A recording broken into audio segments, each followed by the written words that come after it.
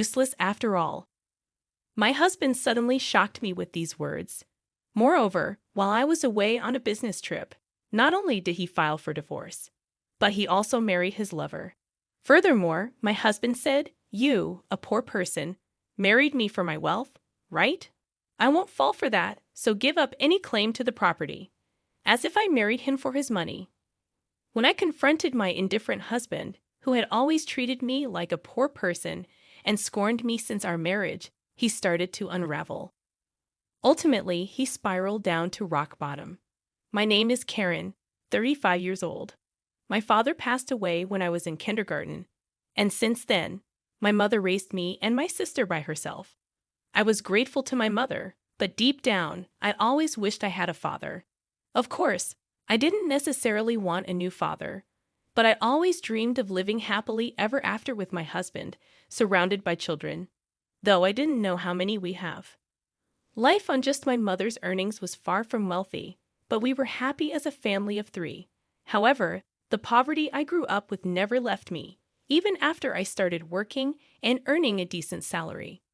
Even when I was single, my grocery shopping at the supermarket centered around discounted items, and I would stock up during sales if the items wouldn't go bad.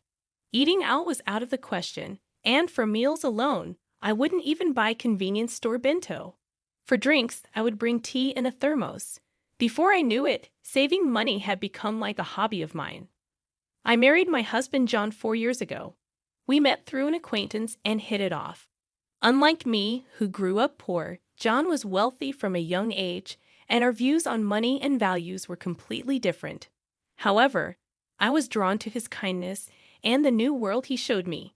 We started dating soon after meeting, and as I was over 30 and eager to get married, we tied the knot in less than a year. We decided to move into my apartment, which was close to both our places. It was a company-subsidized apartment, so the rent was quite cheap. One of the reasons we chose it as our new home.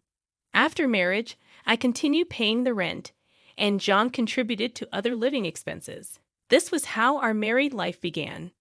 John had a somewhat traditional view of gender roles, believing women should quit their jobs and take care of the home after marriage, and that men should support women while women managed the household. I found these views of his cool and masculine at the time. Before our marriage, he suggested I become a homemaker, saying he would support me. He probably thought of me as a domestic woman, good at cooking and cleaning, which made me happy at that moment. However, I loved my job and had important responsibilities at work. I didn't hate household chores, but being a full-time homemaker wasn't an option for me. If I quit my job and became a homemaker, we would have to leave this apartment as its company subsidized. Moving to a similar apartment would significantly increase our rent and moving costs. Honestly, John's salary wasn't that high. If we had children, our financial needs would increase, and I would inevitably need to keep working. Thinking about our situation, I decided to earn as much as I could while I could. And since I was paying the rent, I felt I needed to continue earning. I subtly brought up these points, including the need to move out of the apartment, in a conversation with my husband John. This was probably the first time I contradicted his opinions. "Hey, about you wanting me to be a homemaker. I'll take care of the house, but can I continue working until we have kids? I want to save as much money as we can for now." "Huh? Are you saying my salary isn't enough? Or do you just want more money to spend?" "It's not like that. Kids are expensive, and I want to save up for that. I can even use my earnings for our living expenses. It's better to have more money, right?" "Right. Your annual income is $115,000, right?" "It's not much, just enough for the rent, but it's better than nothing. It's better than lounging around at home." "All right, but don't slack off on the housework." $115,000? Yeah, but thank you. I'll keep working until we have kids, of course. I'll take care of the house too. Though I felt uneasy about some parts, I managed to convince him to let me keep working, but in hindsight, this might have upset him. Balancing work and household chores was harder than I expected. My days were incredibly busy. I was a full-time employee, not part-time. I woke up early to prepare breakfast, lunch boxes for both of us, and to do some prep for dinner and tidy up the house. When I got home, I prepared dinner, heated the bath, and did laundry after John went to sleep. Honestly, there was barely any time for us as a couple, and I began to wonder if this was really what a marriage should be like. On the other hand, John, who acted like a traditional husband, did absolutely nothing at home. He must have seen how busy I was with household chores, but he would just eat dinner, drink beer, and relax when he got home. He'd bathe alone as soon as it was ready, then go to his room. I wished he would help out a bit, given how hard I was working, but I couldn't say anything, fearing he'd tell me to just quit my job. Despite his lack of help at home, I naively hoped he would change once we had kids. However, our relationship had grown distant, making the prospect of having children unlikely. I decided to discuss it with John. "Hey, we should start thinking about having kids, right?" "Huh, kids? You're quite energetic considering you're tired from work and chores." "It's not about that. I want to have children. We haven't been married that long. Isn't it too early for kids?" "Maybe for you, but I'm already over 30. Women have a limited time to have children. It's getting harder to conceive as I get older. It's almost too late." "Then we don't need kids. If we have one, you'll expect me to help, right? You know I'm busy with work. I won't help with child rearing." "What? Declaring you won't help with child rearing even before they're born is strange, isn't it? I plan to raise them alone, but shouldn't you at least have the intention to help? It's your child too. Child rearing is your job. I'm working to support the family, so I definitely won't help with the kids. You'll just complain that I don't help and that you're doing it alone, making me the bad guy. You must have been indoctrinated with a poverty and lots of kids since birth. We're not poor. We don't need kids. End of discussion." John abruptly ended the conversation and went to his room. Standing alone in the living room, I was overwhelmed by tears. Not only was my wish for children rejected, but also my upbringing was mocked. Following this incident, our relationship deteriorated rapidly, and we hardly spoke anymore. There were no children and barely any communication. Maybe it was time to consider divorce. Yet a faint image of my once kind husband lingered in my mind, making me wish we could return to the happy couple we used to be. Since then, I tirelessly juggled work and home responsibilities. I was incredibly busy with various tasks. Eventually, I took on a significant project at work, which meant more business trips and further distance from John. One day, as usual, I told him about an upcoming business trip, but his reaction was unlike any other time. "I'll be away on a business trip for about 10 days from tomorrow. Please take care." "Another trip? You're always working hard. Take care, even though you must be tired," he unexpectedly said, unlike his usual mocking self. He even said with a smile, "Wait for a big surprise when you get back." I had given up on him and was resolved to a decision internally. However, his smile shook my resolve. Our wedding anniversary was approaching, and I thought maybe he had a surprise for that. Despite everything, I hoped he might have changed his heart. I even considered rethinking my stance if he had truly changed. However, my faint hope was shattered by a major incident when I returned home 10 days later. I faced the first surprise. The front door wouldn't open. The key didn't fit. As I struggled, John spoke from inside. "Karen, right? Surprised? This is the first surprise. I changed the locks, so your key won't work anymore." "What do you mean? Why doesn't my key work?" "Open the door." "Why would I let a stranger into my house?" "I changed the locks. And for your information, we're divorced." That's the second surprise. A poor wife is useless. Divorce? I never signed any papers. How could you even do this? I just forged your signature. I submitted it with a friend's name as a witness. So, you're a stranger now. Got it? Now understood. Then we need to discuss property division, right? Right, property division.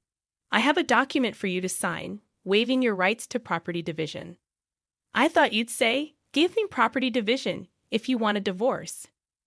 Poor people like you probably saw me as rich. You married me for my wealth, right? I won't fall for that. So waive your rights to the property. What? I never even thought about property division. I hadn't even considered divorce. So you'll also waive your rights to property division, right? How much property do you think a poor person like you has? A few thousand in savings at most. I don't need that. I have more assets. So if anyone is doing the dividing, it would be me giving money to you, not the other way around. Don't you get it? Is that so? Well, that doesn't matter.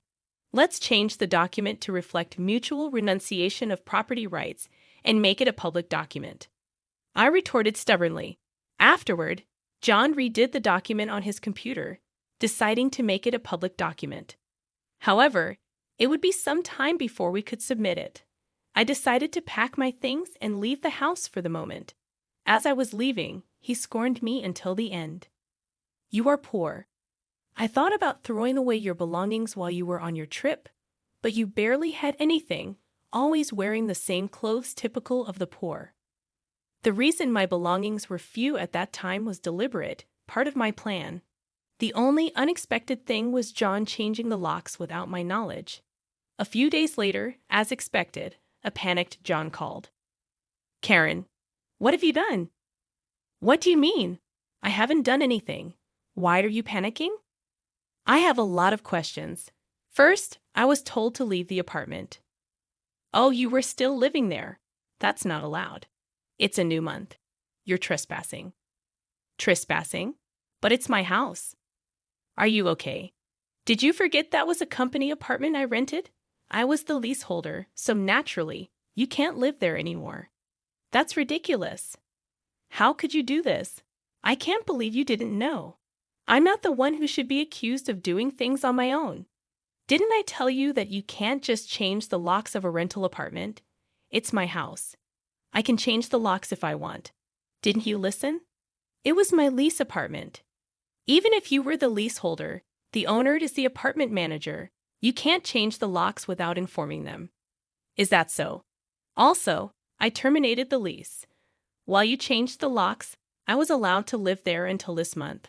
I was planning to return, but now you've unlawfully altered someone else's property, which could be criminal damage. Wait, why did you terminate it so early? Criminal damage? Is that why the police are at the front door now? I'm too scared to open it. But I calmly replied, so the police did come. Don't worry, it's probably not for trespassing or criminal damage. It's better to talk to them. Why do I know about the police? Because I reported you for filing the divorce papers yourself. It seems like you've committed crimes like forgery and fraudulent use of a private document. Divorce papers can be filed by one person, but only with mutual agreement and personal signatures. Since John forged my signature and the witness, it's obvious that it's a crime. But he seemed unaware of his guilt. I continued pressing further. So the divorce papers you submitted are invalid, and your marriage with Susan can't happen either. How do you know about Susan? Did you think I knew nothing? I had a private detective agency thoroughly investigate your affair with Susan. It was a busy time at work, and coordinating with the agency was tough. Plus, you even held a grand wedding ceremony while I was supposedly on a business trip. Are you okay? Your business trip was a lie. Yes, I took leave from work despite being busy to do some research and prepare documents. I knew about you bringing Susan home. It would have been impossible to gather this evidence while working. After I revealed everything, John was speechless and seemed quite downcast, even over the phone. Then he pleaded with me, "Please don't tell Susan. I'm divorced." Why would I? There's no such fact to tell. Really? Thank you. Are you misunderstanding something? When did you become divorced? That fake divorce paper is invalid, remember? So legally, you're still my husband, not divorced. What? So since you committed adultery, well, legally, my husband, Susan needs to pay compensation. I sent the demand for reparation to her house yesterday by express delivery. She didn't know you were married, right? Then I can't withdraw the claim at this point. I already knew Susan believed John was single, but I deliberately sent the reparation demand. Susan hasn't contacted me yet, so maybe she hasn't received the letter. It should arrive soon. Shouldn't you be on the phone with me when you also have to deal with the police? You're busy. I'll ignore the police. I won't be arrested. I'm going to Susan's house now to get the letter back before she or her family can accept it. He then hung up. He probably went straight to Susan's house to wait for the postman at the front door. I knew it would be futile because the letter was sent as registered mail to Susan only. A few hours later, a dispirited John called me. According to him, there was an incident when the postman arrived. Finally, I'll take that envelope. Who are you? You don't live here, right? I'm practically a resident here since I'm married. I have the right to receive the mail. I see, but I can't give you this envelope. It's registered mail for Susan only. What? Get it to me. Absolutely not. If you're so eager, ask Susan for permission. What's going on here? Oh, John, what's all this noise? What's happening? Ah, Susan, this is registered mail for you. This man insisted on taking it. Sorry for the disturbance. Now, I'll be on my way. What's this? A demand for reparation? John, you were married. What's going on here? Sorry, it's just, she's an ex-wife from a long time ago. I was embarrassed to say I'm divorced. I'm sorry for keeping it secret, but it's strange, isn't it? We haven't been dating long, and a demand for reparation? If you were divorced before we started dating, there shouldn't be any problem, right? Well, my ex-wife is crazy. Maybe she's demanding reparation out of spite because I got married. That was the excuse he gave, but such a lie was quickly exposed. The envelope included a letter. I wrote along with my contact information, so Susan called me directly. In that call, I told her about the affair, the invalid divorce, and that they had a wedding ceremony while he was still married to me. Although they had a wedding ceremony, they hadn't submitted the marriage registration yet. John wanted to submit it on You Good Coos Day, so it was still pending. He probably delayed submitting the marriage registration due to uncertainty about whether the divorce was finalized. After being exposed, Jan fled from Susan's house and shamelessly contacted me again. I still had something to tell him, so we agreed to meet at a nearby cafe. As soon as I arrived, John said, "Karen, please withdraw the reparation claim. Let's pretend we've been separated for a long time and officially divorced. Now I can apologize to Susan for being secretly divorced and maybe cover it up. You think I'm desperate to stay married to you. I was going to file for divorce anyway, but since you cheated, you'll pay reparation. Just trying to extort money from me, huh? Typical of the poor, you have such a poor heart. You're talking nonsense. Depending on my answer, everything can change. There's still an option where we don't divorce. If I say no, you can't reject it, meaning you can't marry Susan and your marital status will be exposed. Fine, I'll pay the reparation. Just divorce me now. Sign here. Then about property division. Property division?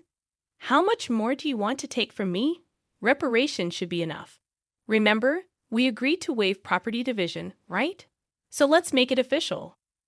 All right, you're not as bad as I thought. Thank you. We then went to a public notary, made a public document for reparation and property division, and then to the city hall to submit the divorce papers, finalizing our divorce. Relieved, I exchanged final words with John. Glad we don't have to divide property. What are you saying? I'm the one who benefits from that. By the way, do you even have assets?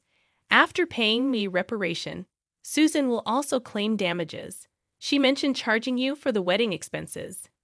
That's impossible. I'm marrying Susan. She can't claim that. We're divorced now, so there should be no problem. Still living in a fantasy. You committed marriage fraud. You had a wedding while still married. You think Susan still believes you. A marriage fraud? That's ridiculous. Susan will believe me. Believe that if you want. I heard from Susan directly. Also, weren't the guests at your wedding paid actors? You still owe them. You knew about that. I haven't paid them yet. What does it matter to you? You could have just taken property division and been better off. That's what I wanted to tell you.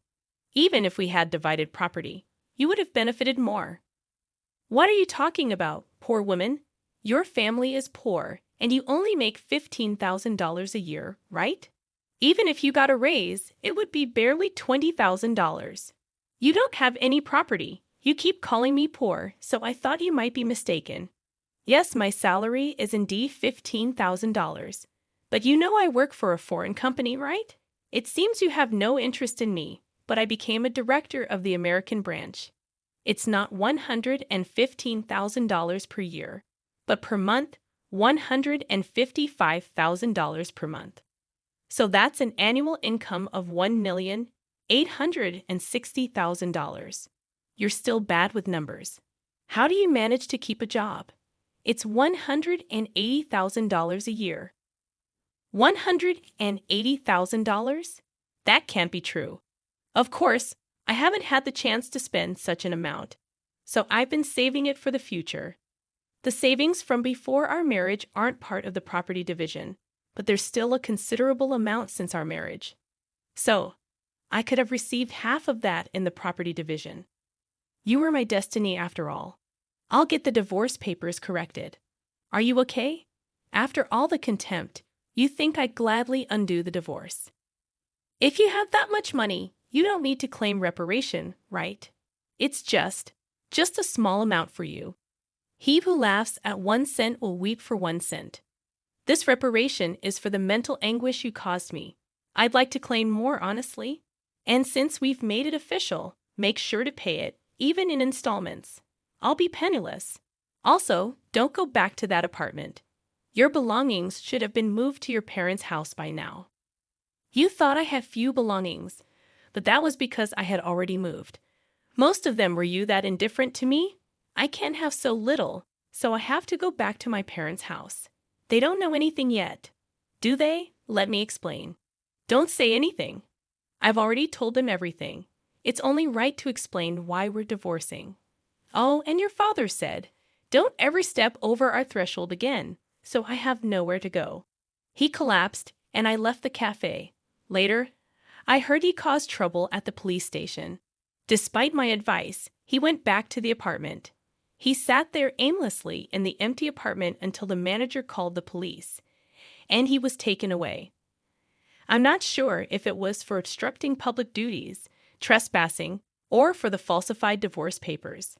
Eventually, his parents took responsibility for him after talking with me and learning about Susan. They decided that apologizing and paying damages to Susan's family came first. They went to Susan's house to apologize, kneeling in front of her family. They settled everything without pressing charges for marriage fraud, even paying for the wedding expenses. I had expected them to sue, so it was disappointing they didn't. So I decided to pursue legal action against him for forging the divorce papers. John offered a settlement, but I didn't withdraw the lawsuit. I didn't want him to think everything could be solved with money. I wanted him to be convicted and understand the gravity of his actions. Even if it cost time and money, I left everything to my lawyer, so it wasn't too burdensome for me. Even though it took time, Jen exposed for his actions, and the marriage fraud at his company couldn't stay there anymore. After being detained by the police and subsequently absent without leave, he was eventually fired. He ended up living at his parents' home, working all day at a relative's construction company. His father took all his earnings, leaving him with no income. I thought his parents wouldn't abandon him, but they were stricter than I expected. They paid my reparation and Susan's compensation, planning to make him work like a horse until he repaid everything. He lived in a shed-like place with no electricity, receiving only $5 per day for food, deducted from his salary. They planned to disown and kick him out once he's repaid everything, a harsh fate after years of hard work. I was offered a position at the head office abroad, so I moved overseas after the divorce was finalized. I worried John might come to me for help or harbor resentment, but the move abroad alleviated those concerns. I thought work would be my partner for a while, but soon I found a new relationship. I'm now dating a foreign executive at our head office, and I'm pregnant with plans to marry soon. I told him everything about my past and my ex-husband, and he's understanding. I'll take maternity leave and plan to return to work later, supported by him. He's enthusiastic about taking paternity leave and co-parenting, showing a different cultural perspective. After being tormented by my ex-husband, I finally feel I'm grasping true happiness and confidence in building the happy family I always dreamed of. Many suffer due to selfish spouses. While divorce isn't always the right choice, enduring silence isn't a virtue. It's important to know that honest discussions can lead to resolutions, and sometimes divorce is a necessary option.